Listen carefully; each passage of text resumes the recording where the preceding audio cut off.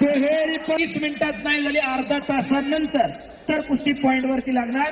ट्रॅक्टरवरची कुस्ती एकदा कलर मध्ये सांगा तुम्ही. हा, ಎಲ್ಲ ಪಂಚರು ಒಂದು ಸಮಯವನ್ನು ಕೊಟ್ಟಿದ್ದಾರೆ. ಈ ಕುಸ್ತಿ 30 ನಿಮಿಷಗಳ ಕಾಲ ನಡೆಯುತ್ತೆ.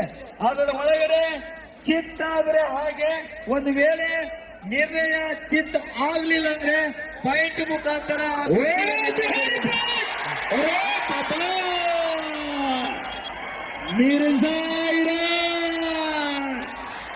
दुहेरी पटकाला. अरे बाप रे.